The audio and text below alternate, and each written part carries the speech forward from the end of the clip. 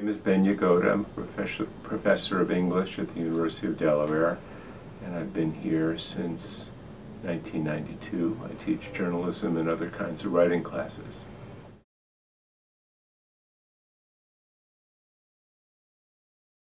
I think the main reason I decided to write a book about memoir is the popularity of the genre in recent years, combined with some of the issues and controversies that related to it, starting with 4 or 5 years back, the controversy over James Fry's book, A Million Little Pieces. And there had been a lot of heat and arguments and discussions, but it seemed to me that most of it hadn't really gotten to the heart of the issue. So I felt like taking a historical look at the genre would be a way at, and that itself hadn't really been done, it turned out, would be a good way of really grappling with those issues.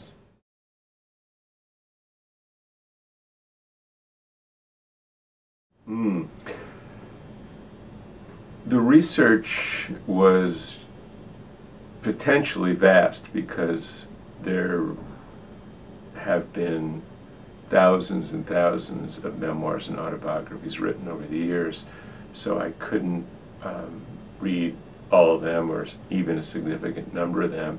In addition, quite a bit has been written about them. That was more easily gotten at than actually reading them, because that's a smaller amount of stuff. So I think I started out by looking at the secondary literature, the books and articles. That helped me identify some of the key texts and key issues that I should really get at. So there were some obvious books, texts to read and consider that were famous historically, like Rousseau's Confessions and the autobiography of Henry Adams, and up to the present, A Million Little Pieces. Then there were some others that were less well known that I got from secondary writings, or just patrolling the shelves of the library and finding interesting things that were there that just struck my fancy. So it was a process, something like triage, where I had in a fairly rapid manner, find out the books, decide on the books that I was going to concentrate on, either because they were significant or particularly good or famous, or brought up one issue or another. So it was kind of like speed dating brought to a research topic.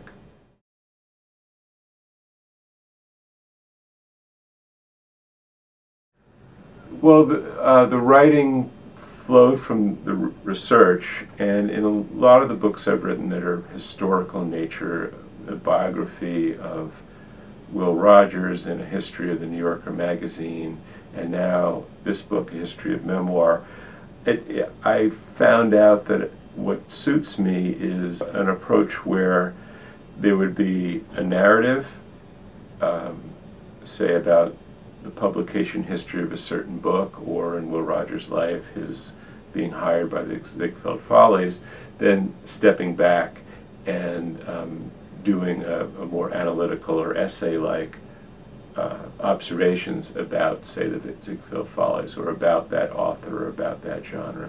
And that worked well for this book. So I didn't want to have too much of one or too much of the other, so trying to keep that pacing consistent and readable, while at the same time hitting the important themes. That was the challenge I always tried to go after.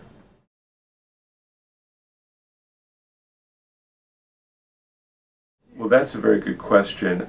I guess I would say the major trap is, you might call it solipsism, in that a memoir is a book about yourself, and we all love to talk, write, think about ourselves, and that's fine, but the fallacy is that others won't necessarily be as interested as we are.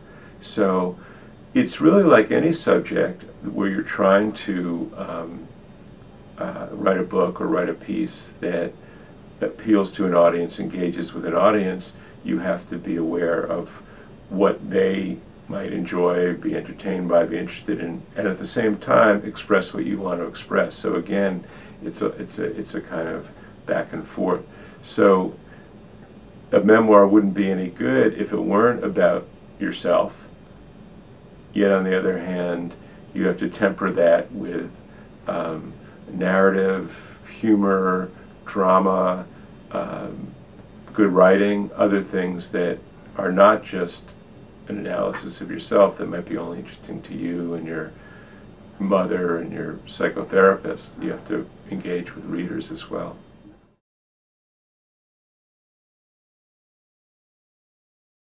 Memoir, a memoir. Well, that was my initial title for this book, was Memoir, the biography, but that was not accepted by the publishers. You mean if I were to write my own memoir? You know, I'd have to think long and hard and lie down for a long time to think of one. There are some great titles that have been used. One, you can check me on this, that I might copy from. Of course, you can't copyright the title, so I could just steal it if I wanted to. But Malcolm Muggeridge was called Chronicles of Wasted Time. I always thought that was a great one. His contemporary, Graham Greene's, was called A Sort of Life, S-O-R-T of life. I might steal one of those too.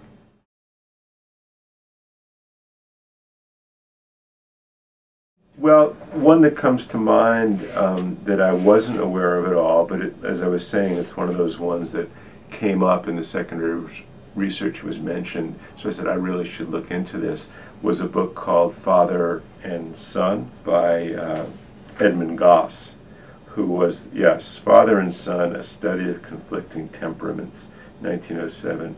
Edmund Goss, G-O-S-S-E, was this man of letters in England at the time who was sort of like the, I don't know who would be our top person of letters today. We probably don't even have one. But he was a very famous critic and cultural commentator at the time, completely forgotten today because times have changed so much, and modern writers, modernism came along sort of shortly afterwards and left people like him in his wake. And he wrote dozens of books, and this one, Father and Son, is the only one that's still in print, and it's a memoir about himself and his father, who is this eccentric, highly religious scientist, and his religion and his science were totally at odds, because this was the time when evolution was coming in and all the scientific discoveries went against a literal interpretation of the Bible, which is what the father subscribed to.